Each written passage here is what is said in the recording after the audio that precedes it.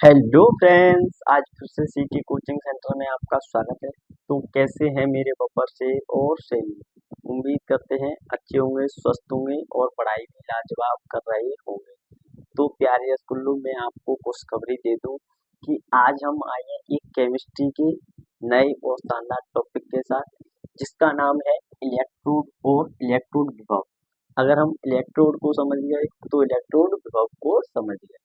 Electrode की परिभाषा बिल्कुल शब्दों में लेकर आ जाऊं, शानदार शब्दों में लेकर आ जाऊं, और इलेक्ट्रोड विभव की भी परिभाषा मैं बिल्कुल आसान तरीके से समझाऊंगा।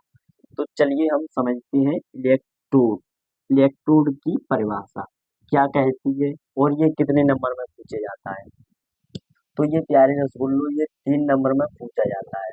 और जो हमारा इलेक्ट्रोड विभव है उसे 4 नंबर में पूछा जाता है।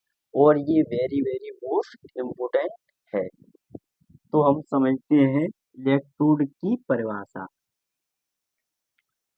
तो यहाँ परिभाषा मैंने लिखी है, किसी धातु की छड़ को उसी धातु के लवण के विलयन में डुबाया जाता है तो ऋण आवेश या धनावेश उत्पन्न होता है। तो इस छड़ को इलेक्ट्रोड विभव इलेक्ट्रोड कहते हैं, है ना प्यारे स्कूलों?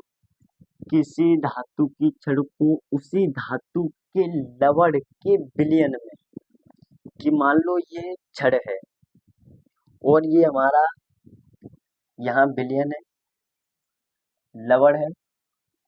ये मान लेते हैं हमारी छड़ है और ये मान लेते हैं हम यहाँ पर लवण या विलयन।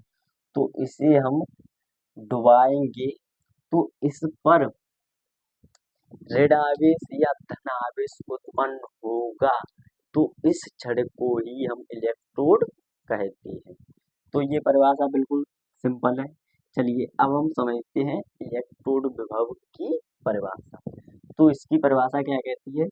किसी धातु की छड़ को उसी धातु के लवण के विलयन में डुबाया जाता है तो छड़ और विलयन के बीच, यहाँ पर ये कुछ शब्द हैं, ये हमें याद रखने हैं हमेशा के लिए।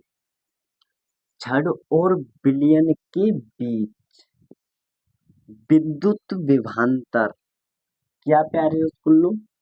विद्युत विभवांतर उत्पन्न होता है। इसे ही इलेक्ट्रोड विभव कहते हैं। तो प्यारे स्कूलों, एक बार हम पुनः समझेंगे। यहाँ पर हमने डुबाया था, चलो एग्जाम्पल के थ्रू में और चित्र की सहायता से समझाता हूँ, ठीक है? यहाँ हमने ले लिया एक पात्र, ये एक पात्र है इस प्रकार। अब मैं इसमें एक छड़ डाल देता हूँ और इस पात्र में लवण है, इस पात्र में लवण है इस प्रकार। चलिए अब परिभाषा क्या कह रही है? किसी धातु की छड़ को, ये कोई भी धातु की छड़ है, ये क्या है? छड़ है। किसी धातु की छड़ को उसी धातु के लवण के विलयन में, तो यानी कि इसी धातु के लवण के विलयन में, तो यहाँ पर हमने लवण लिख दिया है। डुबाया जाता है तो यहाँ पर हमने इसे डुबा दिया है। डुबाया जाता है तो धनावेश या ऋणावेश उत्पन्न होता है। तो इस छड़ पर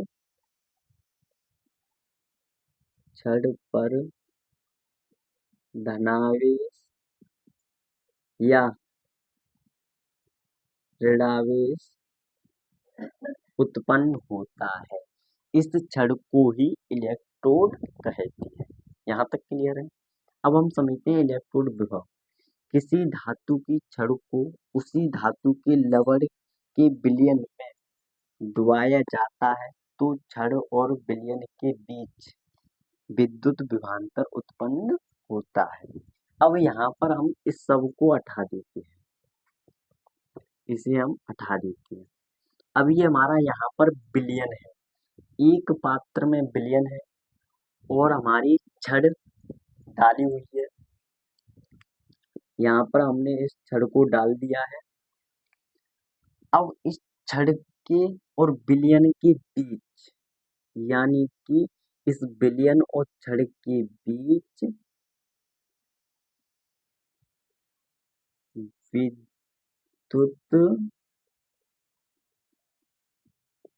विभवांतर उत्पन्न होगा, इसे ही इलेक्ट्रोड विभव कहते हैं।